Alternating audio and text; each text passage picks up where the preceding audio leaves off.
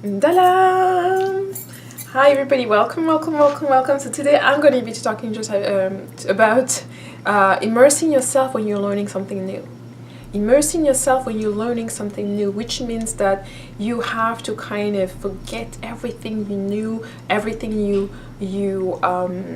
suspected, the pre-notion that you may have had, the belief that you hold on the particular subject, because otherwise you won't be able to learn. Otherwise you won't be able to see from the perspective that's being taught to you. And I've seen this time and time again. I've done a lot of seminars, a lot of workshops, a lot of trainings and such things of that nature where I had to completely do away with everything I knew for the purpose of that training. I had to really empty my glass of everything that I already thought I knew or knew about this topic to be able to really take in what the teacher is going to share with me, to really take in the technique and the place, the perspective of the teacher, so I can get the full benefit of the experience, the full benefits of the teaching. Because I think sometimes I've seen times other students who try to dib and dab, add a little bit of this, add a bit of that, and then at the end, not only did they not understood the perspective of the teacher, but sometimes when they start applying it, it backfires on them. It doesn't work properly simply because you're mixing all kind of things that the teacher had never told you about, the teacher hasn't said to do. And so you can, after that, turn around and say that the learning or the information, the wisdom that was given to you was flawed. It's simply because you didn't even follow the instructions. I think it's important sometimes to just follow what you're being told to do. A lot of people we often praise ourselves because we know a lot, we know everything and stuff like that, but the little time do we praise ourselves for not knowing, to praise ourselves for all of the things that we still have yet to discover. And I think that's an exciting part. That's really exciting to find out that the more you learn and the more there is for you to know and dive into and discover and explore and leave. I think that's beautiful. And so you shouldn't shy away from simply saying, I don't know. I want to learn more. I want to know more about that. I want to know more about your perspective on this, without bringing in all of your preconceived notions. Sometimes you really need to leave all of that behind and see, okay, what is this person trying to tell me? Does it make sense? Does it make sense from that perspective simply? Not from all the things that I think I know, I think that's what she's saying. No, just take it for plain value what she's saying and drop everything else, at least for that moment, while you're trying to learn. Because you can't learn if you refuse to do it from the perspective that's being taught to you. You're not going to get the full benefits of it. Okay?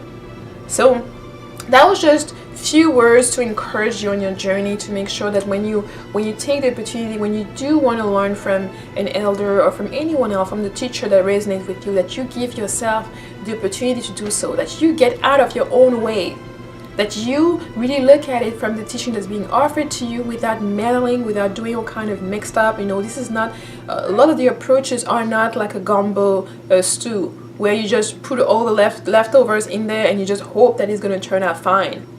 That's you may lose a lot along the way. I think it's much more judicious to wait. Once you finish the training, once you finish learning on a specific topic or something like that, then you apply and you learn and you see the wisdom you can take away from that, and then you look at that and you are able to know and see that, and compare with the other techniques that you've learned, to be able to see if there's any congruency, if there's any commonalities, if there's anything that's actually bridging across the different techniques and the different cultures depending on where they're coming from. And also accept that sometimes some perspectives are not going to be compatible with others. I think I saw too many times where people try to force this compatibility, who try to make it work and try to say, oh no, this is similar to this is similar to that, and sometimes it's just not compatible, because you have to look at what's the context of each of those techniques, what's their objectives. Sometimes it's the non-compatibility is not so much in the technique itself, it's on the objectives. Maybe the goals are actually opposites. Maybe the context where it was brought and the purpose of it is actually not compatible. So those are all things to take in consideration. And I think, sometimes it's better to just avoid trying to compare different things and say, oh, this one is better than the other. It's just to know, like, when do you need to use this particular tool? In which context you need to use it? Is this one more efficient than the other one? Those are the things that you need to take in consideration and make sure that you actually give value to the things that you learned. some of the things that you learn is not going to serve you every day in every single situations. Sometimes it's just like so that you have the tool, and when the time is right, when you need it, you can use that tool. It's not something that you need to brag and barge and push down people's throat. No, it is for your own personal knowledge. It's things that you may use if someone may come to you, and that's the tool that you need to share with them. They're coming to you for it. You know, sometimes you may have situations and never even use this tool for years and years and years, and then the moment show up where you're going to be glad that you have this tool. You're going to be glad that you have an alternative way of doing certain things, because that's what it is. Each teacher you meet is bringing you a different way of doing certain things. And you may say, well, you know, the end goal is all the same. Yes, but the journey is not. And sometimes the journey is even more important than the end goal. How you do something sometimes is more important than reaching that goal, because of the experiences that you're going to have along the way. And each teacher is going to give you that. They're going to give you their own little flavor. They're going to give you their own little perspective on it, which is going to be enriching for you to learn from and to know.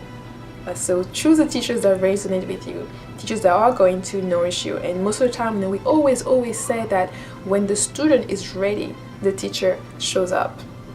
And for me, that sentence has been correct. It never